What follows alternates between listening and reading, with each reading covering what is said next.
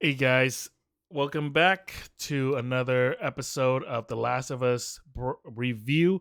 And episode 5, Endure and Survive, has it's definitely one of my favorite episodes. Not only does it combine a ton of character development and just like, kind of heart-wrenching backstory, but it also has a good amount a good climax in terms of action. When all of the friggin' infected come bursting out of that hole, like that was pretty crazy. But we'll get to that in a second. So, I mean, let's start off right off the bat. We see a little bit more of Henry and Sam, like the history of like what they basically what was happening to them a few days prior to the current event, like what is happening in prison time. Basically, they're on the run from Kathleen, who had basically just taken over, um, revolted against Fedra. It looks like it just happened within like a week. And, right now they're gathering all the conspirators, people who, worked with Fedra to out people who are in the resistance. Cause like, because Kathleen's like, you know what, like I need to find all these people and like root them out, and because like they can't be trusted, they're considered traitors. Even though she says like, oh, I'm not federal, I'm not gonna kill you guys, and it's like, you probably are. Like, even though you say all this stuff and you try to say, you're better than like what Fedra is doing, it's like let's face it, like she's pretty cold. Like you can kind of tell from her demeanor and expression that's like, yeah, she's lying through her teeth, but these people are also desperate to not die or get killed, so they'll just they'll tell her what she wants to hear. Um, and then we get more backstory of why Sam what he did, or Henry, sorry, what he did for Sam, and I think the one thing I love about the characters right now is that everyone is forced to do evil things, but they're not inherently evil, or like morally like gray things, right? Like Joel, in order, like he was a part of a group of people who, killed innocents to get their supplies, because it was about survival. He's not inherently a bad person, but he did some bad stuff.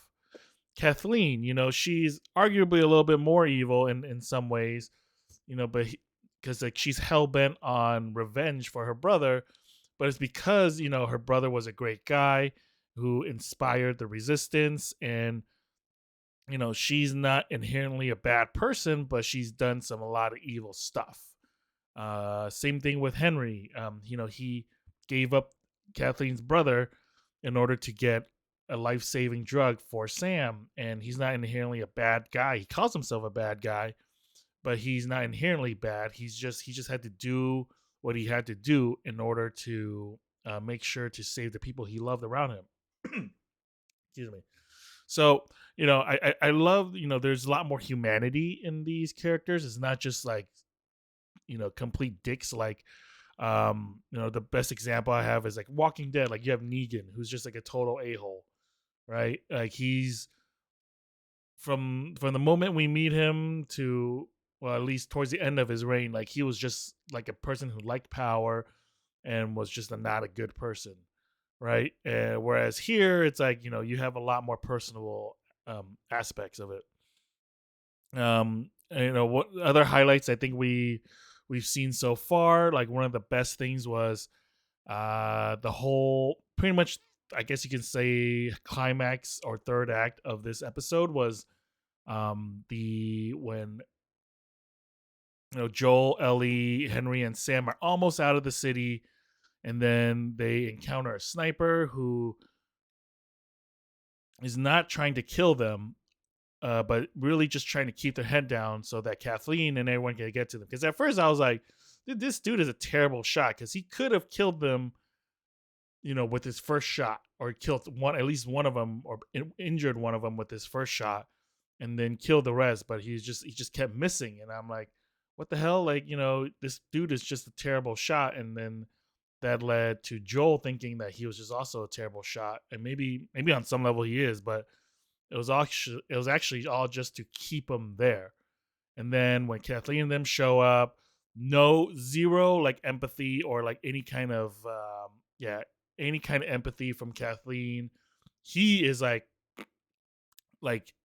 both me and my girlfriend were like, I hope Kath like when she was like, you know what, like where like Henry was like, just let the children go, like you can have me, and she's like, no, like children die every day. Like she didn't even care. I was like, God damn, woman, like that is cold as F, cold AF. And like both me and my girlfriend were like, let this bitch die. Like she deserves to be like, at this point, like I think she's gone full evil. Like the fact that she won't even care about children and the lives of children, basically innocent children, right? Like Sam never did anything wrong, and neither has Ellie. But it's like, oh, he killed Brian. I'm like, oh yeah, you mean your friends that tried to kill other people? Like, it's very hypocritical, right? It's like, oh, like I don't like there is no understanding of why these people killed my people.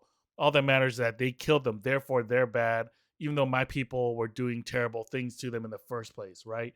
It's like this crazy, it's kind of like the same thing you see when um like in the news when you have like a kid who like he's like an evil kid, does something like super messed up to a bunch of people, and the parents like blame everything up, are like, oh, like why did so and so provoke them, and it's like, they try to victim blame kind of thing, even though they're like their own kid was like the aggressor or whatever, or like their but family member or friend was like the aggressor. Anyways, so but then I not necessarily saved by the infected, but we see the infected come out, including a bloater, which I think they call an endure or something, I don't know, or like something else.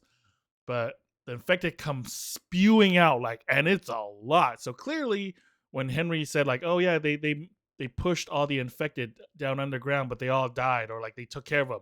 Clearly, they didn't, because all those infected somehow survived, and they are coming out in full force. I mean, there was like, I think even by the end of like the whole event, there were still infected coming out. It wasn't like, oh, 20 or 30 popped out. It was like hundreds and hundreds and hundreds just like pouring out of them. And, due to Kathleen's like insanity of, or like absolute obsession with revenge, she got killed, all her people got killed, and most likely the city is overrun, and all those people are now dead now thanks to her. Because if she had just taken care of the problem in the last episode, or like at least done something about it instead of looking for Henry this whole time, like she would still be alive. But nope, she got her face basically ripped off or like eaten off by that little girl infected, and it's absolutely insane. Definitely the most heartbreaking part of all this was at the end when, Sam, we find out Sam gets infected. Ellie tries to save him by like, giving him some of her blood. Not the safest thing to do, but hey, she's not prone to that infection, but she can, I would imagine that her blood isn't immune to other infections. So like it's like, that's a bad idea, girl, that you're just holding your open wound hand like on his open wound. Like that's not, like you can still get like other crap. Anyways, but it didn't help, turns out, which probably makes Ellie wonder like, can my blood actually save people if I can't even save one person? But obviously she doesn't understand science, and that you have to like, if you were to create some kind of cure or vaccine type of thing from her blood, it wouldn't just be like, oh, let me just drip some blood on you or something. And then Sam turns, which is a complete total bummer, and then Henry unalives himself, and that was just the look on his eye, the despair, like, because he's like, I did all of this, I turned over a good human being to save my little brother, and then I do go through all this stuff to get him out of the city just to shoot him myself. That was he the breakdown on his face was just, oh man, it was terrible. And terrible as in like it was just terrible thing to see because it was just so like heart wrenching. And then between Joel and Ellie, like they just, they had finally made some friends, people that they can actually like, semi get along with. At least for Ellie, she, clearly was very friendly with Sam and was like, treated him almost like a little brother too, sharing comics and laughing with him. And then, just to see that, see how she reacted to the whole thing was just like, it's definitely messing. And like, she's only what, like 12, 13 years old, supposedly in this show, or something like that. And so it's definitely messing her up a lot. Right. So that was just so heartbreaking. Absolutely heartbreaking. I will say that like the acting by the child actors in this show are so good. Our main character Ellie and like the interactions that she had with Sam, they were just, dang, they were just so like I cannot give them enough praise. I'm like, man, they are really like, you know, like the directors know what they're doing in terms of like telling the actors what to do. The writing is good, the talent is there.